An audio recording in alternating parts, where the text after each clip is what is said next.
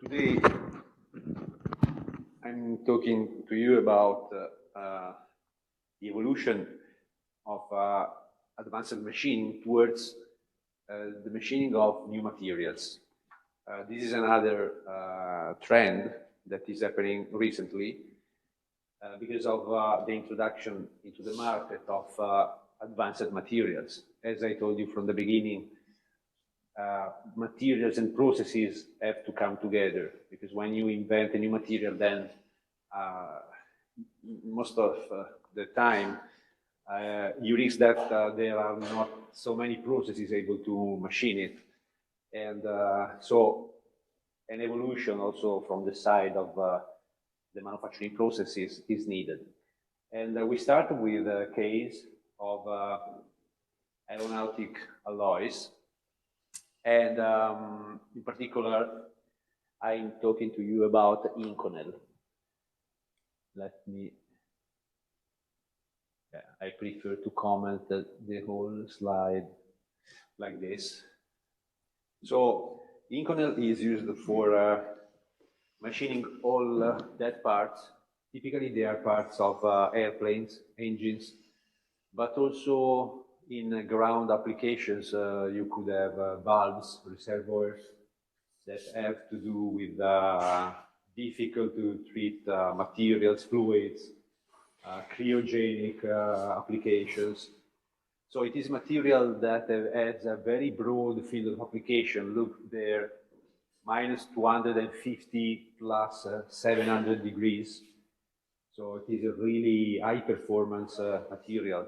You know that when you go down in temperature, the materials become brittle, but Inconel resists even at a very low temperature. And in terms of machining, it is difficult to cut because of the highest limit, because it resists a lot at high temperature without creep. In fact, one of the reasons why it is used for the cases of the airplane engines is that it doesn't deform under temperature. Even if the temperature is high, the turbine blades do not deform too much. You know, you cannot accept the deformation, otherwise they risk to be stuck in the case. This is the point. Since it resists at a really high temperature, how can we machine it in a soft condition? Because, you know, when removing the chips, we would like that the material is soft, because it flows better, because the roughness is better, the forces are lower, the wear is lower. But instead here, this material has a high performance even at high temperature. If you look at this graph, you see that the tensile strength remains really high, up to more than 1000 degrees. The tensile strength is the highest curve here, is the highest trend. And then the second one is the yield strength that remains high at, in any case, at a very high temperature. And elongation instead is small, but obviously when you get it softer, the elongation becomes bigger. So here the point is that we have to decide how to machine it. And we will see that there are two ways. A more traditional one, where we stay at low temperature, and an advanced one, a new one, where we stay at really high temperature. There are two completely different ways. But I still have to say something about the behavior, because in the graph at the bottom right, we see the strain hardening, which is another issue. When you cold deform the material, so you apply cold forming, like rolling, there is an increase of the hardness, and the increase is big, because we pass from 200 Vickers hardness up to 500 if we apply a big reduction, which means a big deformation. So it means that the Inconel is one of the most difficult to cut materials. There is also another consideration about this gumminess. We don't like to cut materials that have a big elongation, like gum, because what they do is sticking or staying in contact for a long time on the rake face. And the more they stay in contact, the more they are transferring heat to the cutter, and the more the cutter wears out. Okay, so we have all of the problems in just one material. Then there is also this graph, which is interesting because it compares the performances of various materials. You know that many materials are on the market with a commercial name. Inconel itself is a commercial name. I didn't say that, but Inconel, maybe you can also understand it from the name, but has nickel inside. Look at the percentages. So it has nickel, 50–55%, chromium, 17–21%, and the rest are other materials. So iron exists, but it is just the balance. So the main component is nickel. In fact, these are called also nickel alloys. And then, if you look at this graph, you see other difficult to cut materials, because even the stainless steel is difficult to cut in general, because also stainless steel has some of these properties. For example, the big elongation.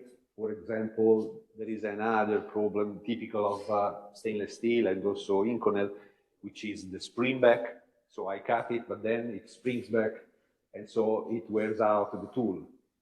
Also, stainless steel remains attached for a long time on the rake face, and so it transfers a lot of heat. Moreover, if you remember, stainless steel has another issue in terms of thermal conductivity. Have you heard about that? Stainless steel doesn't conduct heat really well. We will come back to this concept when I will introduce thermal modeling. I always make an example. Do you know, have you ever used the spoon in, on a cup of coffee, for example? Have you ever used a spoon made of not Inconel for sure, but stainless steel, and for example, silver? It is not easy to find a silver spoon nowadays. If you have your maybe grandmother, maybe she has a, let's say, a set of silver cutlery. What is the difference? Stainless steel is a good material for making a spoon for coffee. Why? Because you can touch it, you cannot feel anything. Because stainless steel doesn't conduct heat very well. Under the point of view of machining, this is bad, because it means that it is not spreading away the heat, so the heat remains there on the cutting surface, and so you wear out the tool. Instead, the silver spoon is not a good design solution, because silver conducts heat really well. So if you put it in the cup of coffee, you risk to hurt yourself, because quickly you can feel the heat really quickly. For example, also aluminium has a good conductivity, but obviously silver and gold are even better, copper. And then, if we go to the right, we have an increased amount of nickel and cobalt. Also, cobalt is a typical element that you can find on the tools themselves. We will see that cobalt is a part of carbides. So cobalt makes also alloys, iron alloys harder. So cobalt is another complex material. And so if I move to the right, I'm adding other materials. The first ones are based on iron. So Incolloy is the commercial name. And then if I move to the right, I'm going to the nickel-based. And all of these alloys can also be treated. There is a thermal treatment called aging, with which they achieve the maximum hardness. So at the top there, for example, you see mnemonic, but also Inconel 718. The 718 is very widespread in aeronautical applications. The other one is the 625. 625 has a lower performance in terms of hardness.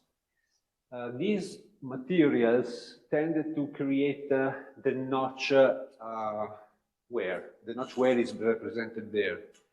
The notch wear is something like this. This is a third part, and let's consider a simple cutting action made by this tool. The notch wear happens here. It is a kind of indentation.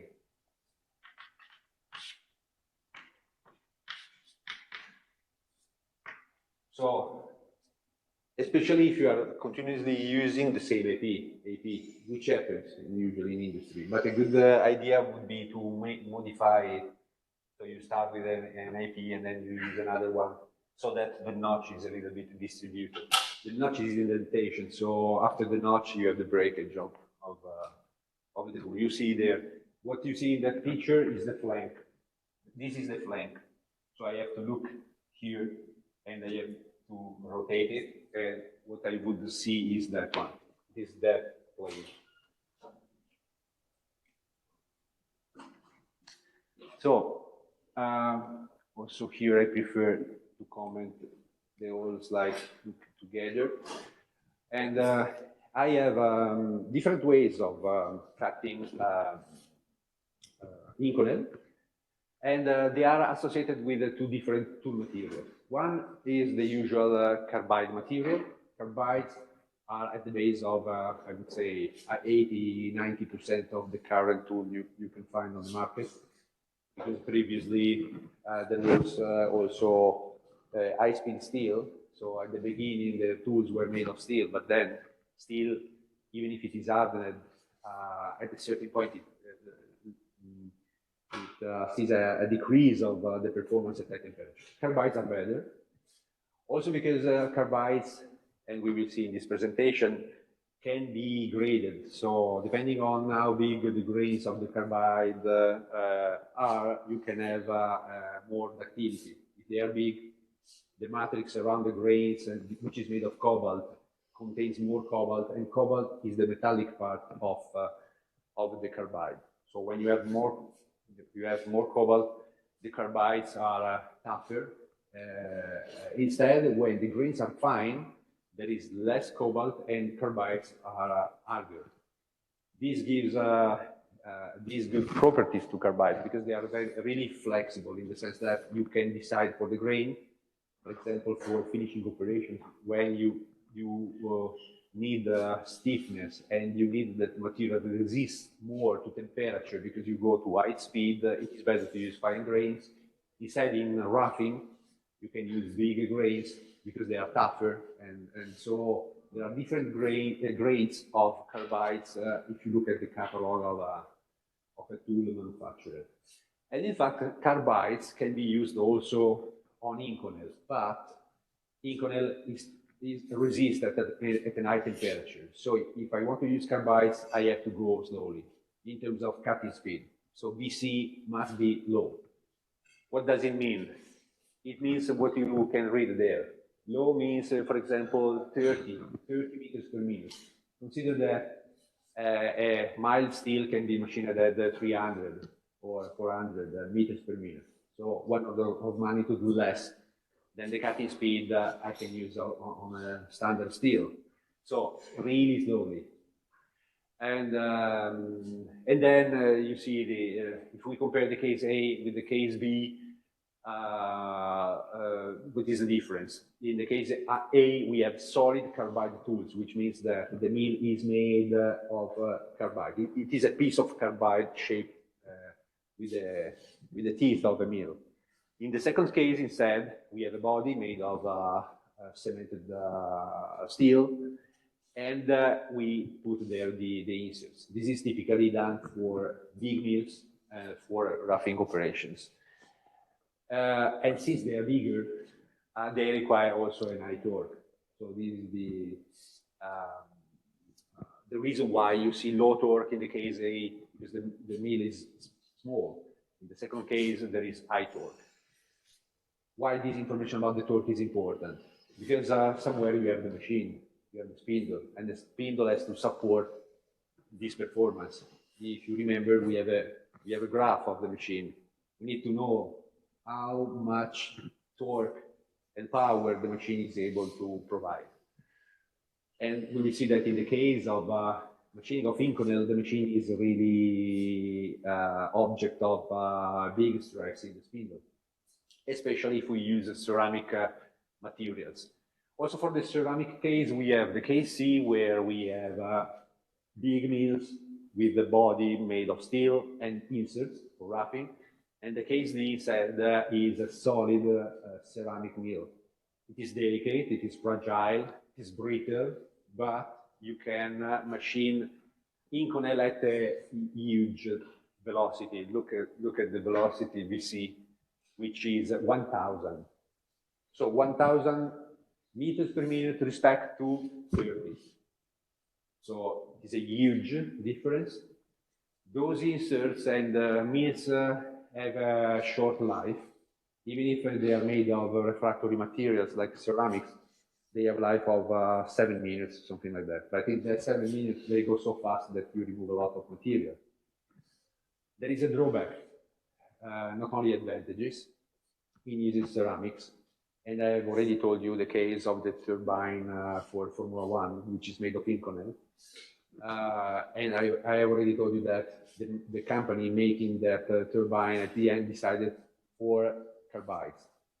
Because with carbides, you can be more precise. You are slow, but since the turbine is really complex and it has thin walls, you know, when you have a thin wall, it doesn't conduct heat really well because there is no material.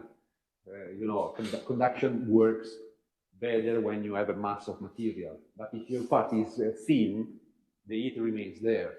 And so you risk to distort the blades. And so at the end, they decided for carbides.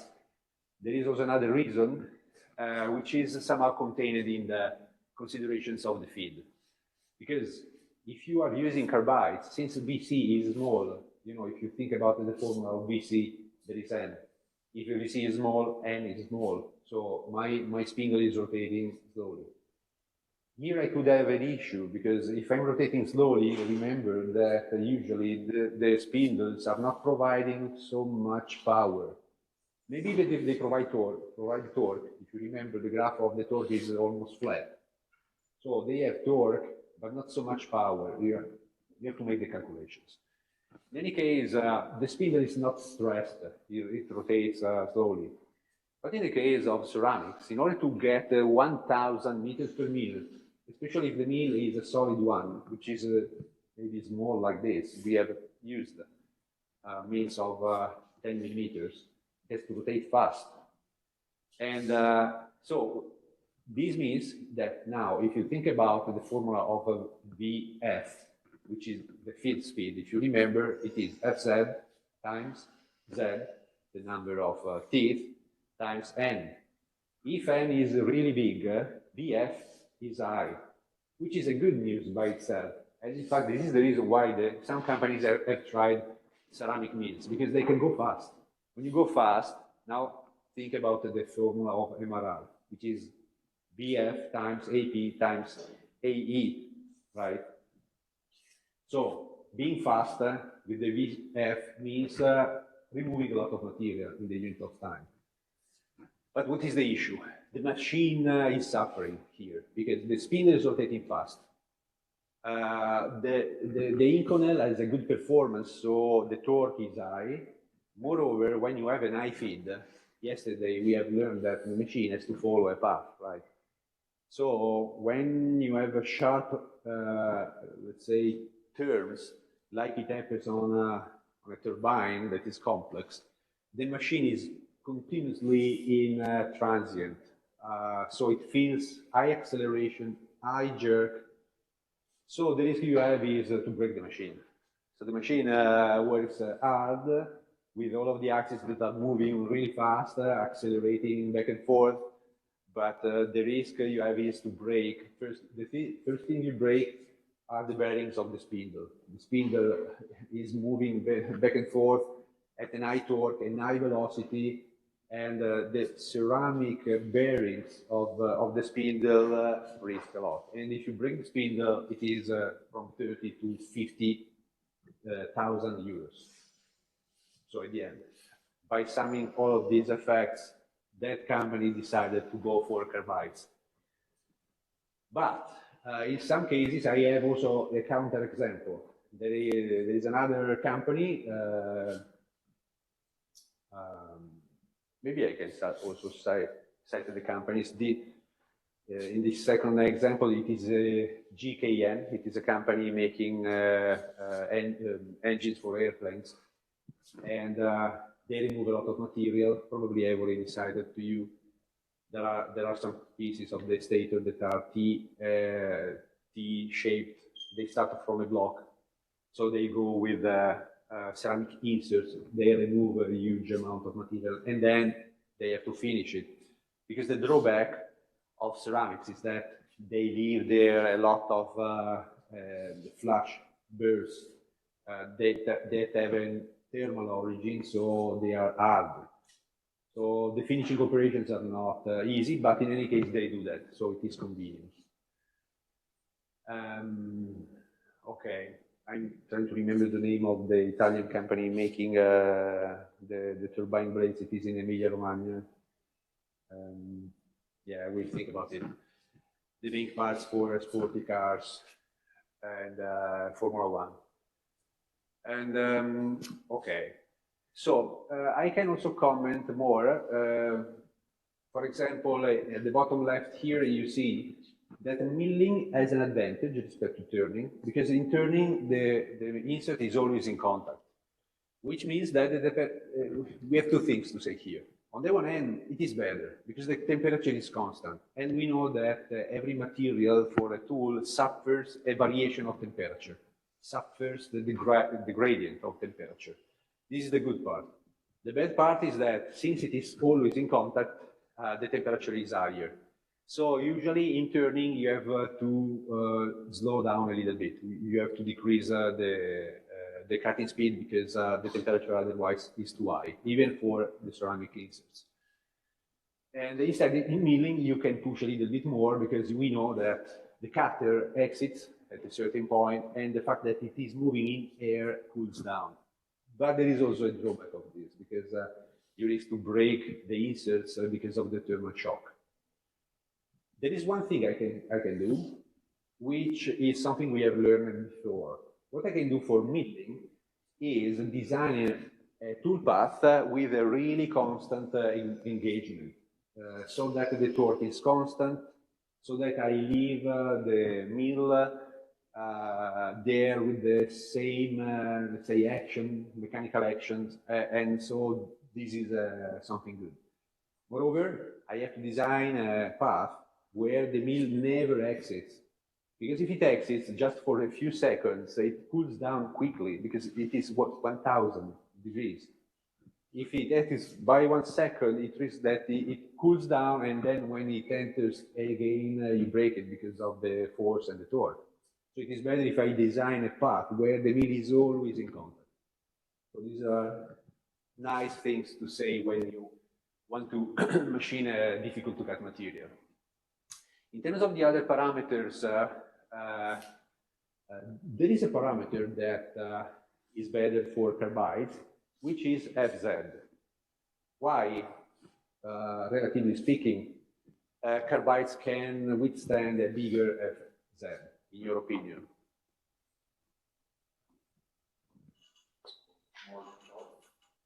Right, it is tougher, and we know that FZ gives HD, which is the chip thickness. The chip thickness is in the formula of the force. So bigger FZ means the bigger forces, and carbides resist to bigger forces. Ceramics, you know, ceramics are brittle and fragile, so they don't like big forces. Remember also the diversion, upper milling respect to down milling. In ceramic, if you are using ceramic inserts, it is better if you go with upper milling, because with down milling, it is a knitting action, and the carbide inserts, the ceramic inserts cannot resist to that. In terms of material removal rate, Q, it is over there. You see that there is a huge difference because ceramics are at 100 cubic centimeters per minute, and instead carbides are at 10, so 10 times more.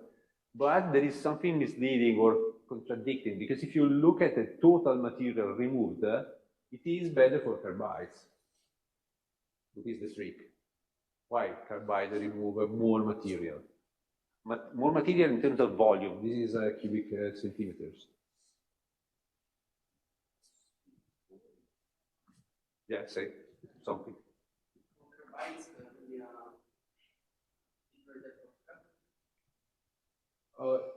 I'm coming also to the depth of cut, but why productivity is better for ceramics, but in absolute carbides remove more material?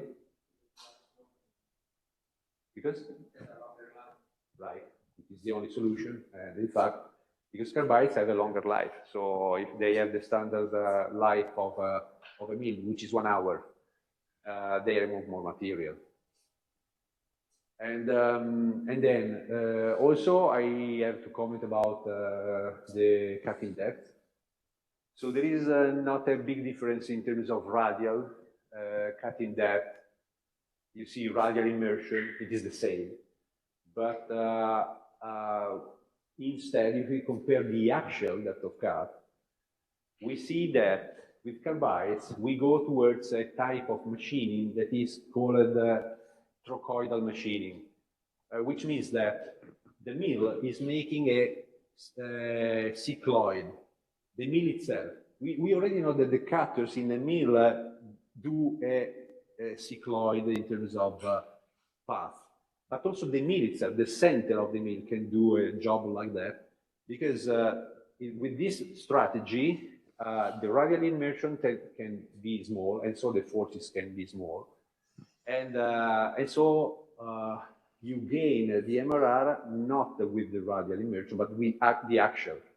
You can see some applications where the mills are engaged for a very long axial immersion, which is a nice solution, because if you have a mill with a big ape, it makes no sense to use it only at the tip, because you are wearing out the tip and then you have to throw away the mill. Instead, it is better to involve all the cutter, all the length, I mean, with an higher AP, with a small AE. If you remember the formula of the average shape thickness, there was AE in that formula, the radial one. So if the radial one is small, the force is small. I don't care about AP, so this is the clever part. So I can machine a bigger chip section area, AD, by playing on AP instead of AE. It is like my chip is a rectangle that has a low thickness that depends on AE, but it is really long. So it is a flat rectangle, because we play on the fact that AP has not a role on the force. So, so this is a clever fact. I can cut with low forces, but at the same time, I'm keeping the MRR high thanks to AP. You can do this job with carbides. This kind of strategy has been invented to cut hardened steels that are also difficult to machine because the temperatures are high. Consider that when you have a small radial immersion, the clever fact is that, let me make a drawing. This is important. When you have a small radial immersion, it is something like this. The clever fact is that if you look at the angle, the engaged arc here, phi, it can be absolutely small, which means that the cutter is engaged just for a really short length, and then it has time to cool down. When you are cutting hardened steel, this is a nice solution. We have always to be careful to the thermal shock, that's true. So I cannot exaggerate with the cutting speed, otherwise the shock is too much. But if I adjust the cutting speed, this is a clever way of machining difficult to cut materials, like hardened steel, but also Inconel. And then I play on AE, which is in the other direction here. So here I have the cutter, and no matter if I'm involving a long length, because it doesn't play a role on the force. Instead, when I'm using ceramic inserts, I cannot do this job. They are too fragile. What I do is a traditional, let's say, engagement with a low AP, low AE, and as constant as possible.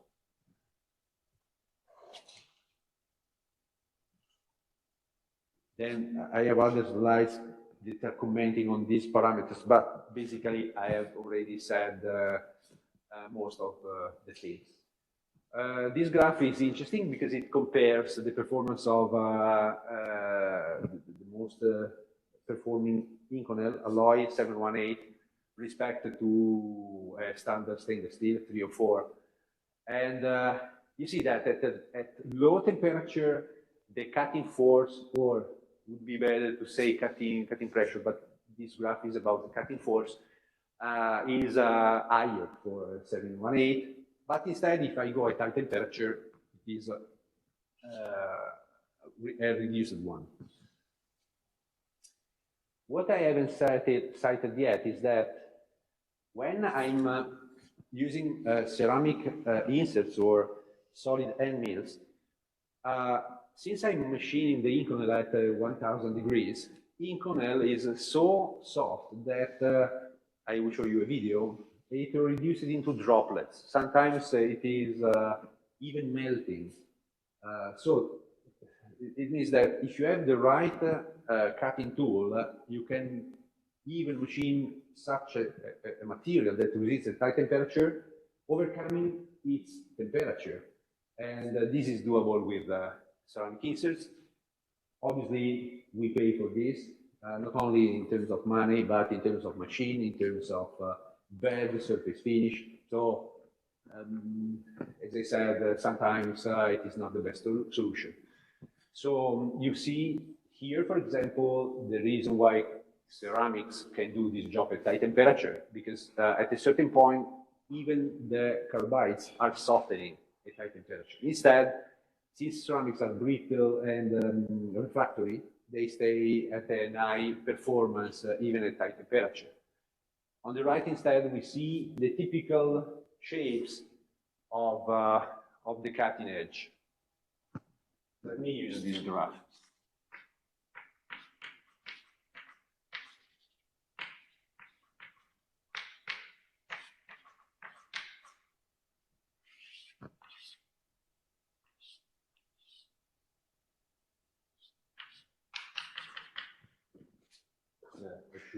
I should have gone here.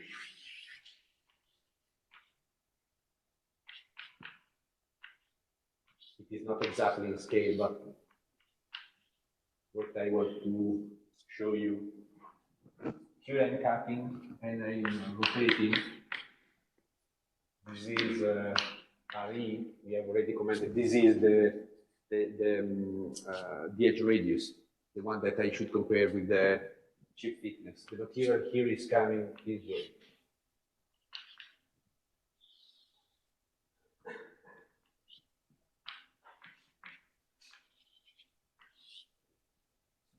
Okay. And here the chip. In a case like this, it depends, about this angle. If this angle, which is called lambda, is like this, the chip will flow this way. But if it is null, the chip will be something like this. Okay, so you have the complete view. What I was telling you is that carbides can withstand a situation like this because they are tough, right? They are also tough. They have, let's say, a performance which is in the middle. Because what is the problem of fragile materials like ceramics? Look at what the internal action that this tool is suffering here because of the forces. You know, here we have cutting speed, VC, but we have FC, which is the main component of the cutting force. What happens here? What type of action is feeling? If I section here, what actions are playing the role there?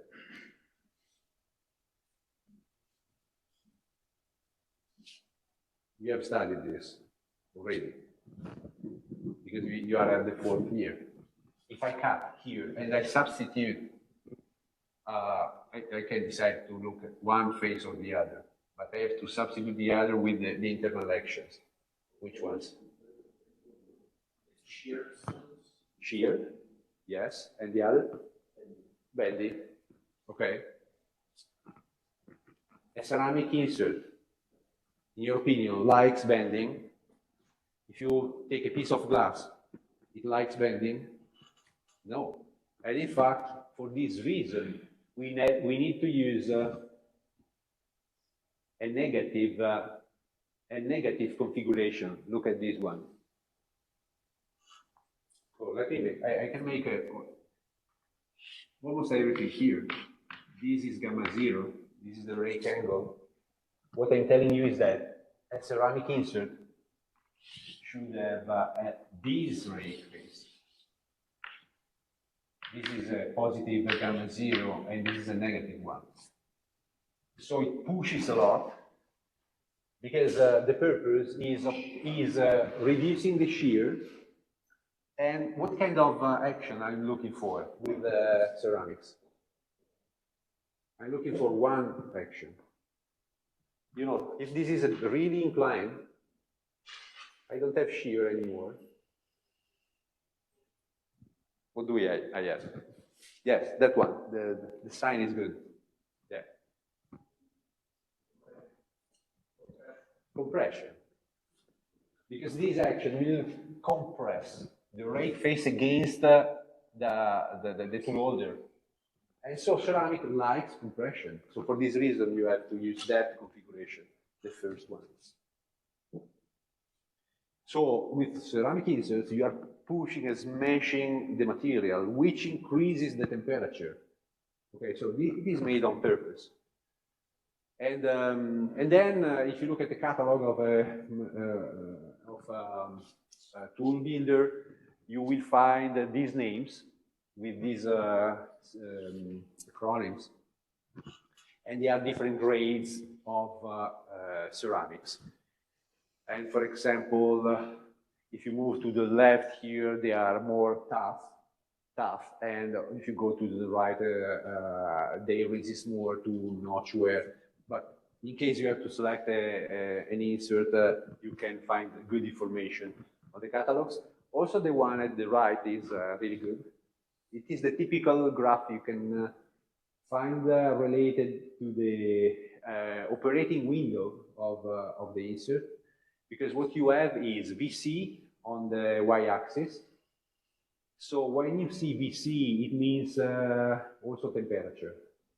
They go together. If VC is high, it means that you have high temperature.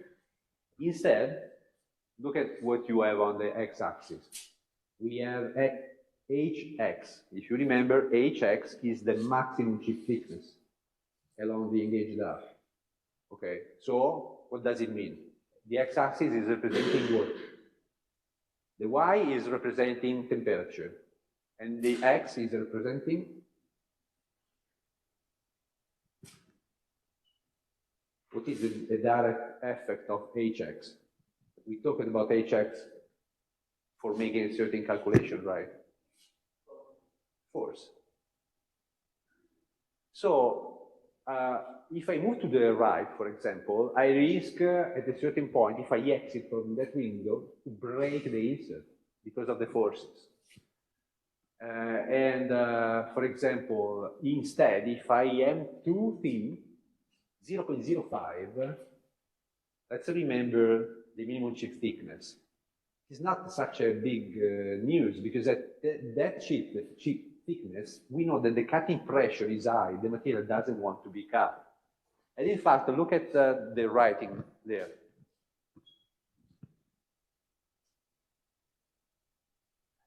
look at this writing here. Yeah, this one. Work hardening. Work hardening because it is so thin that I'm increasing its hardness instead of removing, instead of shearing. So it is not good if I stay low. It is not conservative. I have to follow the indications of the manufacturer. And then instead, if I go with the too high cutting speed, the temperature is too high and I go towards short to life because I burn my tool really quickly. And instead, there is also something interesting, and it is worth saying. Also, in terms of cutting speed, it makes no sense to go too slow. It is not conservative. What does it happen? This is even more interesting. Both of these materials, and especially carbides, they need the temperature. You know, like the carboceramics brakes, again, in Formula One or in sporty car. I don't know if you know it, but if you are not in temperature, they doesn't break. They do not break. They do not work. They need to stay at high temperature. And this happens also for carbides. They are brittle at low temperature. I have to warm them up in order to let the cobalt make its work, which is the tough part. But if I go at too low velocity, they are not in temperature, and I break them. So you see that in cutting, what do you think is conservative most of the times is not. It is a little bit counterintuitive.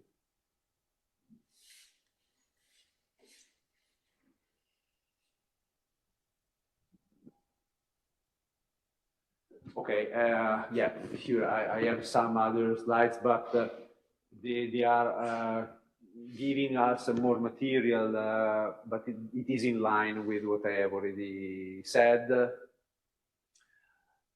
Because you look at the first comment, we use ceramics only for roughing because that effect is really bad on the surface. And yeah, high productivity for ceramics. Let me see if there is something interesting to see. Look at the table feed VF, 600 for carbides, 2000 for ceramics, which means that the machine is moving like a crazy. Cutting speed 800 respect to 38. So nothing new. We have already commented everything. Yeah, I have never said till now, but for this reason there are other slides. Never use coolant, because I already said that even air is bad because it cools down too quickly. If you use a coolant, you break both of them, and ceramics for sure, because the shock is really high. If you calculate the gradient, is absolutely high, incredibly high, like millions of degrees in 1 second. So I'm not joking. The shock is big. You know what happens to a piece of glass if you put it in the furnace and you put under the water, it breaks. Yeah, this is a thermal shock. And there, your oven has not 1,000 degrees. But here we are at 1,000. So no coolant, absolutely, for ceramics. Instead, for carbides, since they are going slowly, you could use coolant, but it is a possibility. You should check. And then, yeah, there is also another table. That table is comparing again Inconel 718 and stainless steel 316, which is another grade of stainless steel, very widespread. And so you see the difference with Inconel 30,000 RPM with the ceramics, both on Inconel and stainless steel, and with carbides you have to go much slowly. As I said, the stainless steel was in the first column of that graph because it is also difficult to cut, but Inconel is worse than that. And this graph is just for saying that it is true that we have a high productivity, but be careful. And instead, you can have the parameters that are comparing the two cases. And again, if you look at AP, look at the AP for carbides, 9 millimeters. As I said, it is this kind of strategy, trochoidal strategy, that has a very big AP with respect to AE. Instead, the ceramics are just involving the tip. In fact, there are some tool manufacturers that do only the tip in ceramics. And then the tip is, let's say, screwed on a shaft, because you just have to involve the tip. There is no, let's say, advantage of making a solid ceramic mill, because steel resists better to torque, and so it is better that the body is made of steel. These are how the ceramic mills at a certain point are destroyed. I don't remember. These are taken from literature, but we also carried out some tests, and I confirmed that at a certain point they break because they are fragile. The interesting fact that happens is that there is a kind of automatic resharpening, like it happens in grinding. Because what happens is that at a certain point, the cutter breaks, and so you have a new cutting edge that is really sharp. And so that cutting edge reduces the forces and the torques, and you can go ahead. Obviously, there is a very bad side, which is the fact that you are losing the geometry. So you are smashing the material, so it is true that it goes ahead. Maybe the good news is that as soon as I see a decrease of the torque, maybe because I'm monitoring, this is a message by the mill that it is better to stop before breaking everything. Okay, this is something useful. Now let me see if I can show you the videos.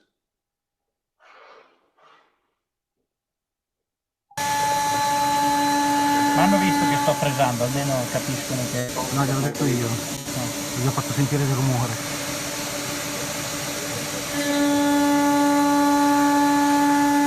Devo giocarmi tutte le carte. Cioè, tipo anche che sto fregando.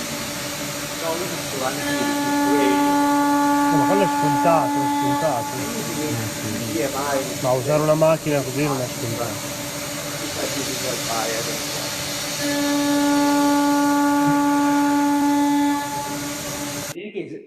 This noise is nice, it's a nice one, it's a regular one, so it is working properly. But look at the material, it is here, there are flash, we are spraying the material, so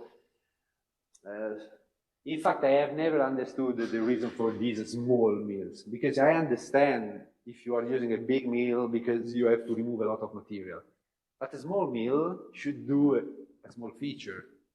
But then you are burning out the material in the small feature, so it makes no sense. And in fact, this was a test for a tool manufacturer. But I don't think that these mills are still on the market, because in my opinion, it was not a good idea. Okay, so it is a good, for instance, for removing more material. Then you finish that part, because the time you gain in removing a lot of material can be used for finishing, and you have at the end you have an advantage. But here there are no advantages. There is also the second one.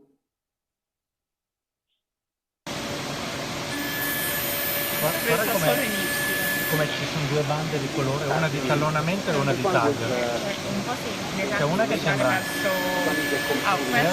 una va Pietro, prima invece abbiamo Infatti si guarda piano più e si spostava anche dentro. Ma guarda che ci sono questi anelli di calore, come se oppure quando è stesse di qua. usurando. Cioè lui presa, si alza in aria, torna indietro e poi si sposta di qua. Si allinea con a spostare. Sì, però allora spieghi. Okay. Now let's see another case. The most important one was the one I have already presented, but there are also some other interesting cases. This is the one that I started commenting yesterday, so I can be quicker here. Now we are comparing the same tool materials. So we already know that the ceramics maintain their hardness, ceramic inserts, and maintain their hardness at enough conditions, and so they are more stable in temperature. When you go to the slide, you can click here, and there is a paper on the Kistler site talking about that operation that we do in our laboratory, and this is the brand of these solid ceramic mills. As I said yesterday, you can use them in these cases where you don't want burrs, because you don't want to finish those parts, also because you would risk to lose the geometry. So for this reason, it is better to have a sharp tool.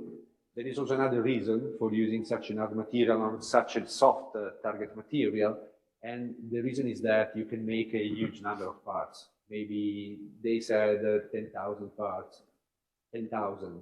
So you use that mill for a very long time, which is something nice because you never stop the machine. So you don't have to waste time in exchanging the tool.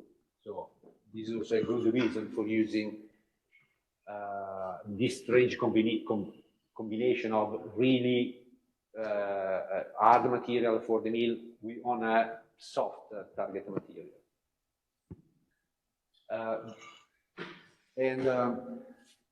Here there is something that we obtained at that time, and I put it in the lecture just for saying that the tool material obviously plays a role. Here we studied 3 types of ceramic materials for the mill, and you see their name. They are a combination of alumina and zirconia. You know, both of them are ceramic materials. Alumina is the term ceramics. It identifies alumina, Al2O3, which is the oxide of aluminum. But then there is also zirconium, and these are 3 grades. I'm just saying here that if you look at the grade B, what it has compared to the others, yeah, the performance are slightly different, but thermal conductivity was interesting for this material. Even if it is a ceramic material, it has a conductivity, and we don't know if it is the reason why, but the material B was better. I can be quick here. Yeah, yesterday someone asked me how to place a mill in a tool holder.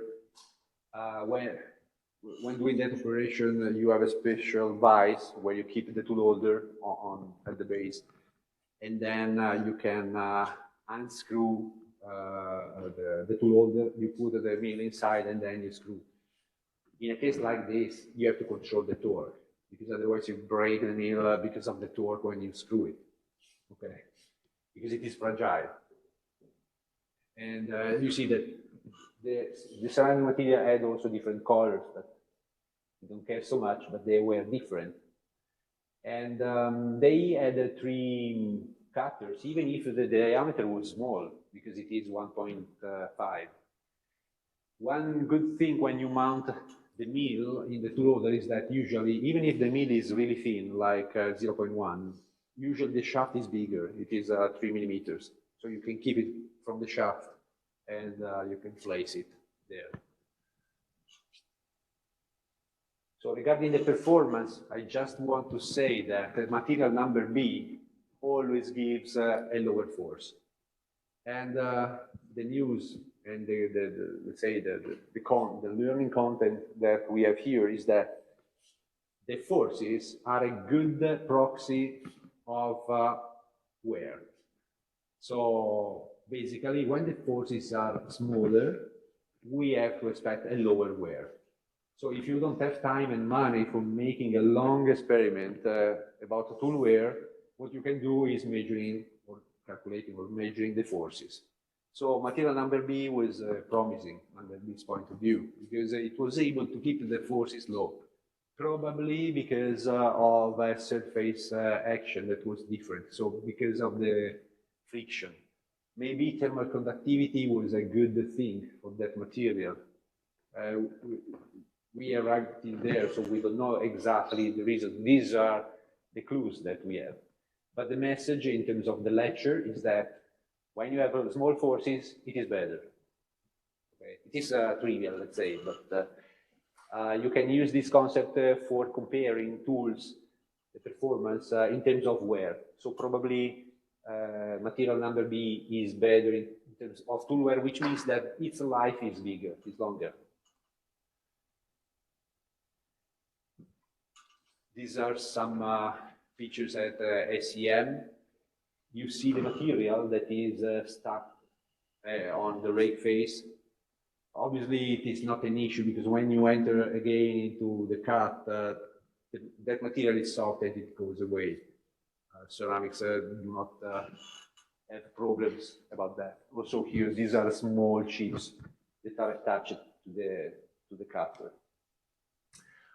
Also, the next slide is important. Even the performance in terms of surface roughness was better, but it is important for me for underlining what I have already said. Look at the striations. Look at the striation at the bottom here.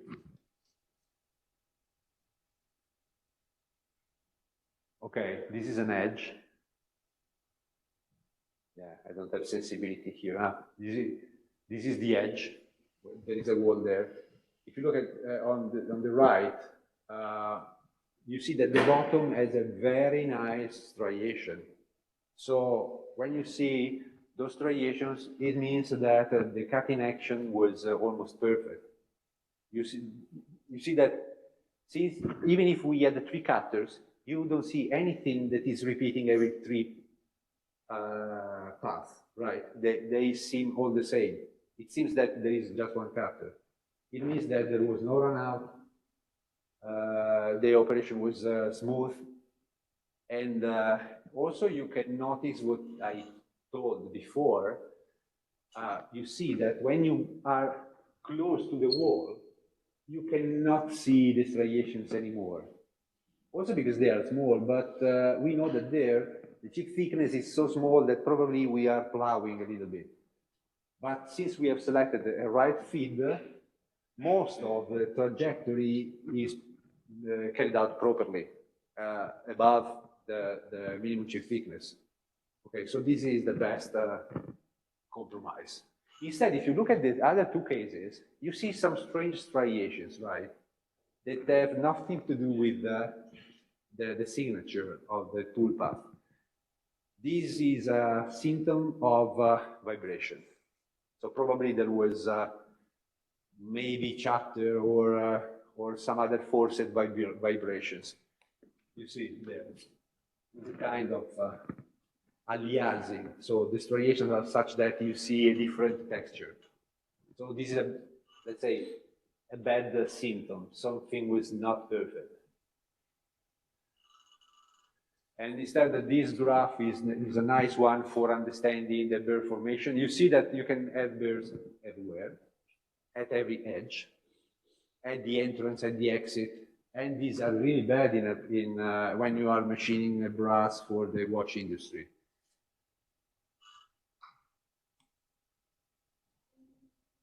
And what we saw, if you look at these results, look at the burrs.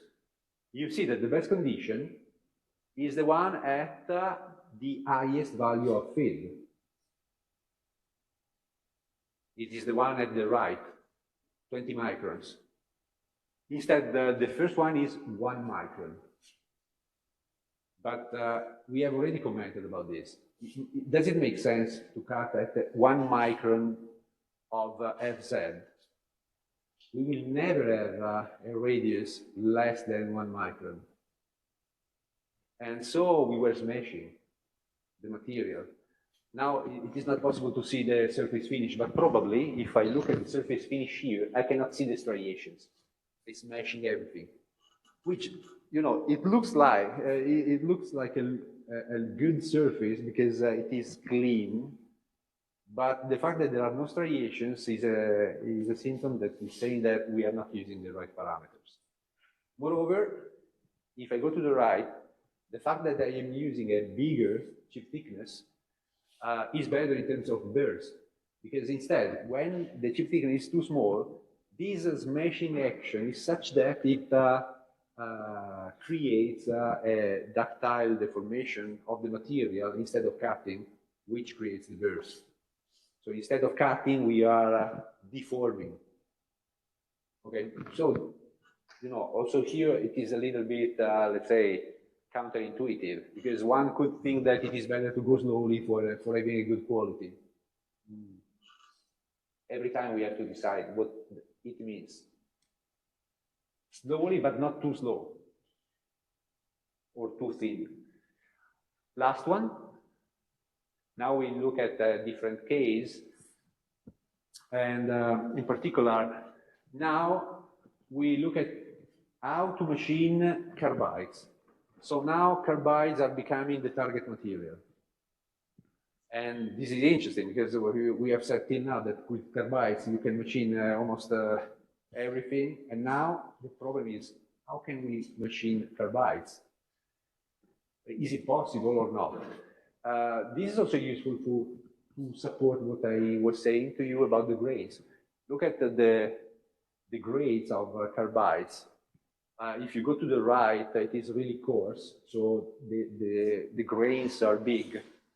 You see also the fact that the grains are edgy, so it is good for cutting. Instead, if I go to the left, we have the nano grain. Nano grain means less than 0.2 microns in terms of the dimension of each grain.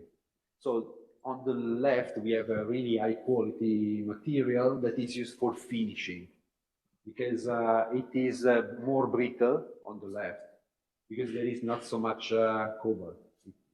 It is almost everything made of carbide. Usually the percentage of cobalt can achieve 10–12% in weight when we go to the right. Instead on the left, I don't know, some points, some percentage points.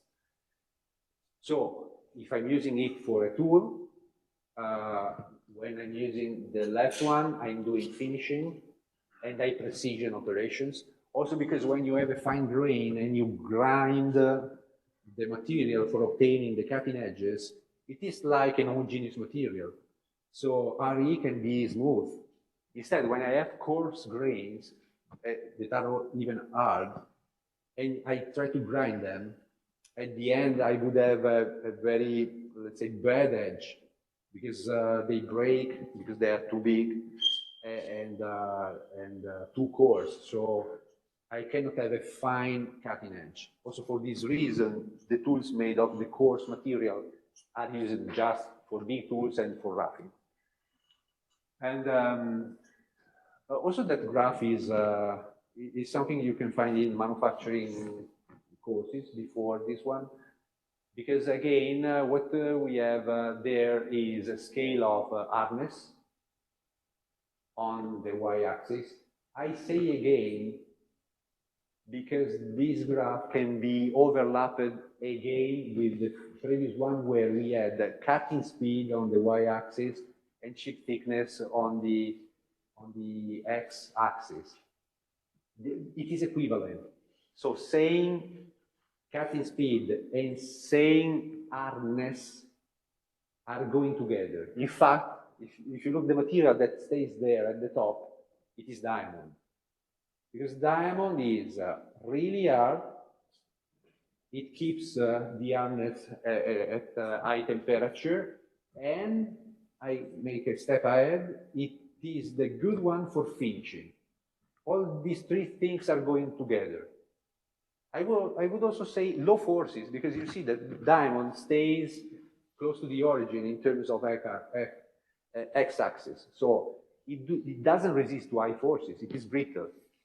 So if I have low forces, high temperature, the diamond is the best material. And this corresponds to finishing. If I go to the other side instead, at the bottom right, I have the dual condition, which is roughing. In roughing instead, I have higher forces. The material must be tough. I could even use high-speed steel.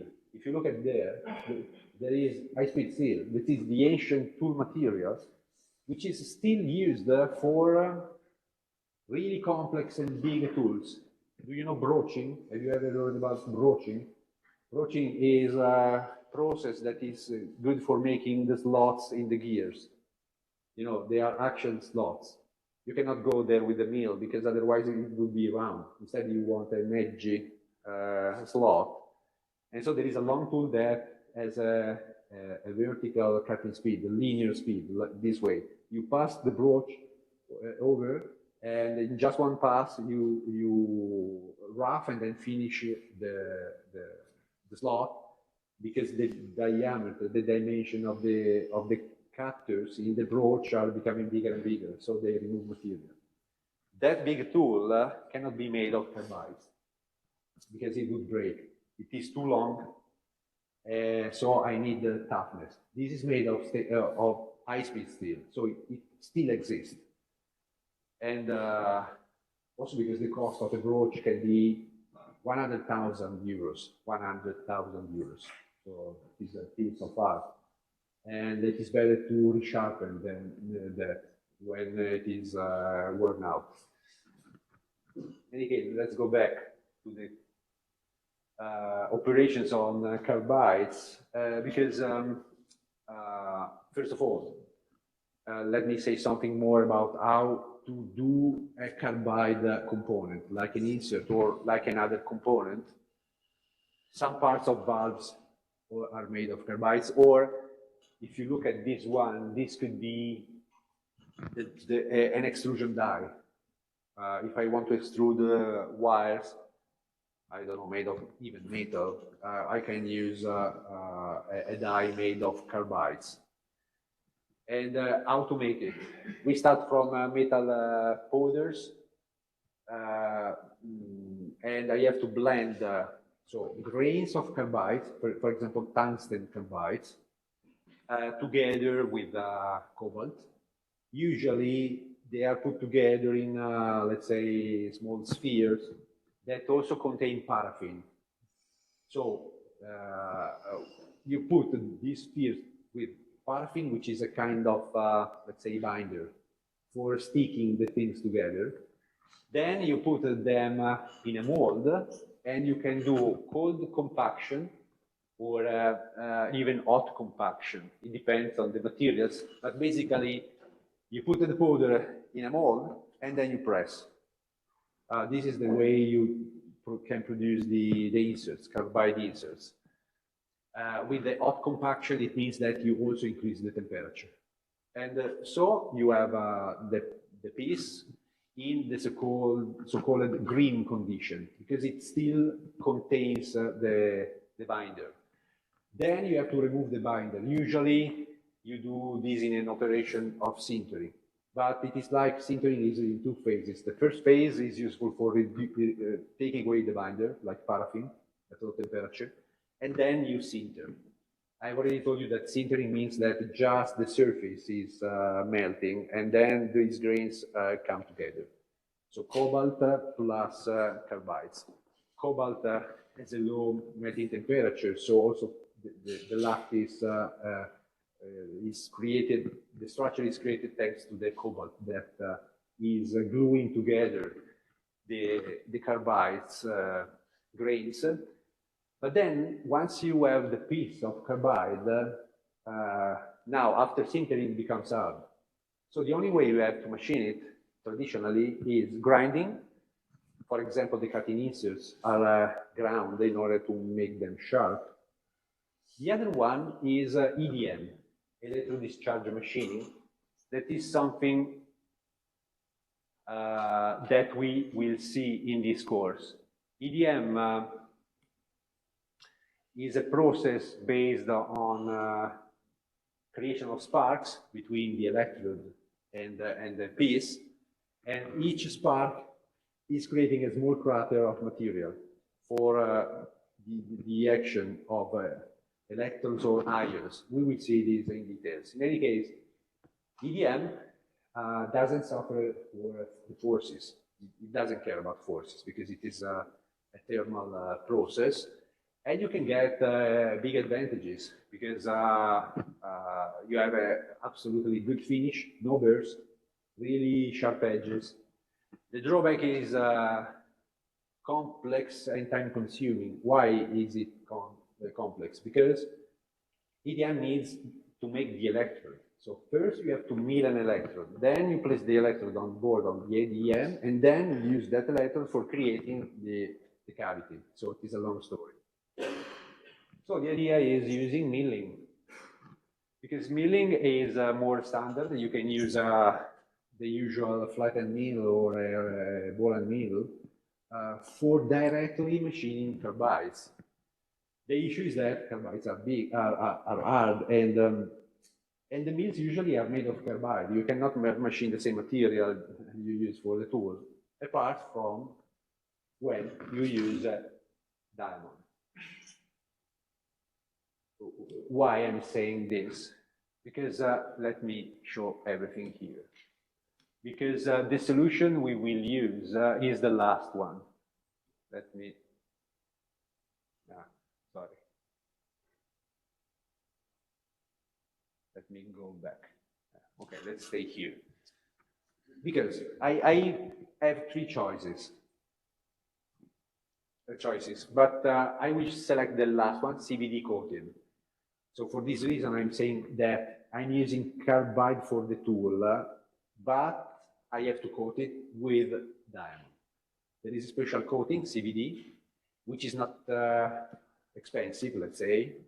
The mills risk in any case to cost some hundreds of euros, but relatively speaking, it is less expensive than the first two solutions of diamond. Because the first one is a single crystal diamond, which is used in milling for making, for example, the part we have seen yesterday of aluminum. The mirror-like one is made with a mill that has a body of steel with one single grain diamond, which is the most precise one. Since it is a single crystal, you know, we can use the lattice of diamond, and we can shape it with an edge that is 1 micron or even less. With that edge, you can do a fantastic surface finish. The second one instead is, let's say, is in the middle because it is PCD, polycrystalline diamond, or nano polycrystalline diamond. It is a sintered material. So there are small grains of diamond with something in the middle. Sometimes it is copper, so it is a soft metal just for sticking the grains together, but the resistance is much lower. In any case, there are applications also for polycrystalline diamond. But the last one is interesting because the core is made of carbide, the core of the mill, and then you coat it with some microns of diamond. I didn't tell something important about diamond till now, which is the fact that if you remember, I think you have heard already, you cannot machine steel with diamond tools because diamond is, and carbon that is in the last lattice of diamond has a very good affinity with iron, especially when the temperature increases. So when you machine steel, you have the migration of some iron atoms that combine with the carbon of the diamond. So diamond expires chemically. Instead, diamond is good on aluminum. It is fantastic on aluminum and even on carbon fiber, for example, that are really abrasive. If you go with diamond, you do a smooth job. Here it is a case where we carried out some tests. This is an extrusion die, or a simulation of an extrusion die. We had to make these non-passing through holes with a diamond-coated drill. The target material was cemented carbide, and the hardness was 1,500 Vickers hardness. So it is the same hardness that is used for the tools. And we selected a tool from Union Tools. Union Tools is a Japanese company that invented the coating. This is how the coating looks like. It is not smooth, but this is also a reason why it cuts well, because it is a little bit wavy, but it is made of diamond. This is diamond coating. So it is really abrasive, really hard. And moreover, they invented also something interesting, because if you compare this drill bit with respect to traditional ones, you know, if you remember, if you attended the previous courses, a drill bit, if you look at a drill bit, the same you use for making holes in the wall, at the center it is flat, because you cannot cut there, because the cutting speed is null. But here they have tried to make a secondary cutting edge till the tip. Here, if you look here, yeah, here you see that there is this secondary cutting edge. The primary one is this one. Can you see? Yeah, the arrow. And then there is another one that comes almost to the center. And this has been made for letting the drill bit cut till almost the center. Because otherwise the risk is that it breaks under buckling conditions, because remember that we have an absolutely hard material. So if it pushes too much, you break the mill. Instead, in this way, since it is coated by diamond, and even if it has a negative angle, because here at the center, if you make the section along this line, it is a kind of this section. At the center, it is negative. But it is good, because at the center, it has to resist to high pressure. And so it is better if it pushes a lot. Instead, at the boundary, it is better if it is a positive, because it lets the chip flow. And yeah, everything is patented by the Japanese. This was the strategy. And so this lecture is useful for me to tell about the different strategies. This is called peck drilling. Peck, it is like the small bird, peck. Because the drill bit only makes a certain, let's say, length in vertical, and the step was 0.1, 100 microns. So it goes down 100 microns while rotating. Then it stays there for a while during the rotation, so that the chip can flow out, and then you can control the temperature. Then you make another step. So this is peck drilling. Sometimes there are some strategies where you also come up in order to facilitate chip evacuation, but in this case we used only air, and it was enough. Again, we didn't use cooling fluids, not to break the diamond and the mill, so air was enough. And there is a square there on the feed. Look at the feed. It is contradicting what I have said before, because the feed is 0.5 microns. Why? Can you already imagine? I still have 10 minutes. I'm okay. Why using such a small chip thickness? I said something.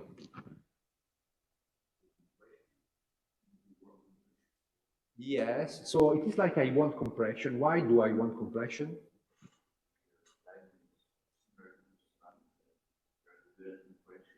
Yes, under the point of view of the tool material, diamond resists to compression, yes.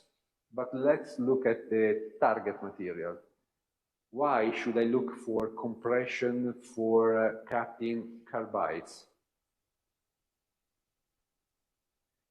I said something about the fact that even brittle materials, when are put under pressure, they tend to have a higher ultimate tensile strength. This is not such a good news. But the good news is that associated to this, we have a kind of ductile behavior. Even if they are brittle, if I keep them under pressure, they are smoother. I can create a ductile chip. I'm looking for that. But in fact, there is something, there is something interesting to say here, because when talking about the minimum chip thickness, we said that, and now I add, on ductile materials, target materials that are ductile, I have to overcome the minimum chip thickness. But this is because they don't like pressure. The ductile materials under pressure only deform, they don't shear. So in the case of ductile materials, I have to overcome the minimum chip thickness. So I have to stay up. On brittle and hard materials, it is the contrary. The value is not the same, the threshold is not the same. But there is another threshold, which is that DC, under which I should stay if I want to create a ductile chip on a brittle and hard material.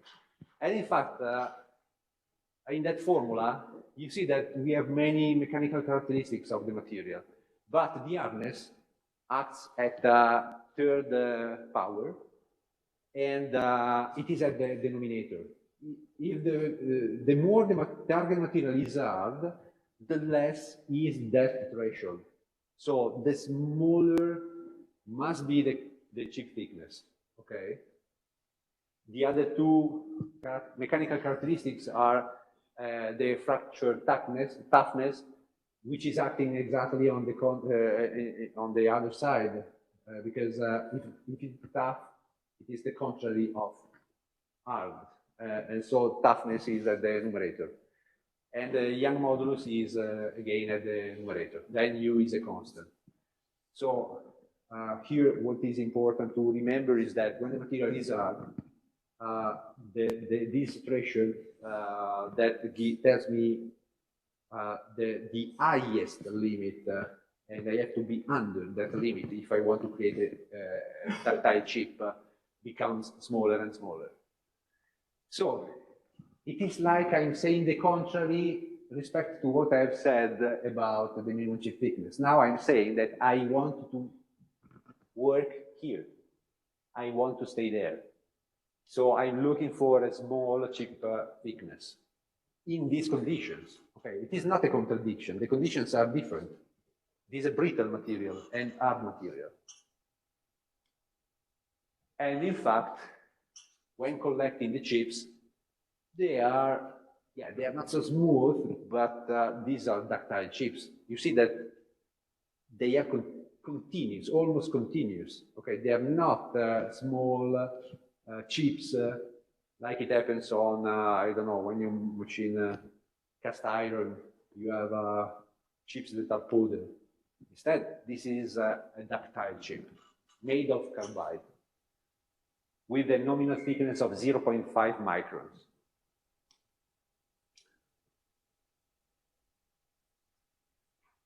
The width was 40 microns. Okay. Now, I have also some videos, high-speed videos.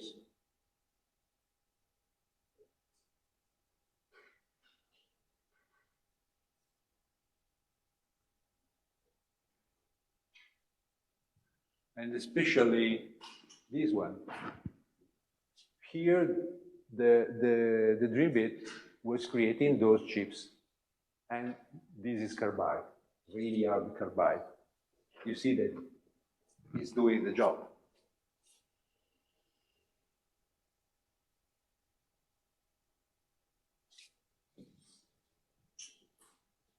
Yeah, there are two zones because at the beginning you are involving just the center, and then when it goes down, you are involving also the periphery.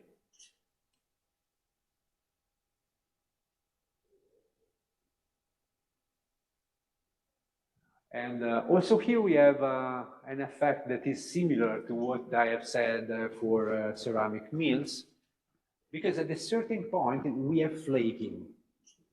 So at a certain point the mill is the mill, but also the drill bit, as in this case, starts losing the coating, which is happening, for example, here. You see that we can see the base material. But here an interesting fact happens, because here you see the substrate, but the good news is that this is the rake phase. When flaking happens, it is like we are resharpening, because now we have this small thickness, which is becoming a new cutting edge made of diamond. So after the first flaking, the drill bit can go ahead.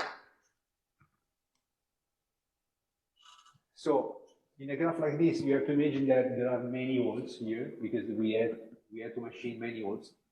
And you see that the thrust force, the vertical force is increasing. At a certain point, it goes down, but this doesn't mean that you cannot go ahead, because you can still do some holes, which is a good news again. If I'm monitoring the thrust force, when I see a decrease, I can stop there, because I know that in a while, after some minutes, these are minutes, so I have time to react. After some minutes, I will break it. Because if I go ahead, obviously, at a certain point, I will have carbide against carbide, and you break it. You see also the notch wear here. Yeah, you see the conditions. This is the last condition. This is the rake face of the drill bit. You see that it has lost the diamond, but diamond is still here in the first, let's say, few microns, and it is still able to cut. So if I am monitoring the FZ, which is the thrust force, I see a signal like this, and it is clear. So you see that I can also make the following hole. But when I see this is the first warning. It has started flaking, so I can stop here. And this is good because you have a feedback. So we are in these conditions. So really negative, because the chip thickness is so small that we are just machining on the rounding. And this is a representation of the drill bit. I have a force here in the middle where I have the core. This is just, let's say, a compression force. I'm not cutting there. Instead, here I have the FZ force. FZ in this case, you know, it is the perpendicular to the cutting to the cutting force, because in a drill bit the cutting force is perpendicular to the board, right?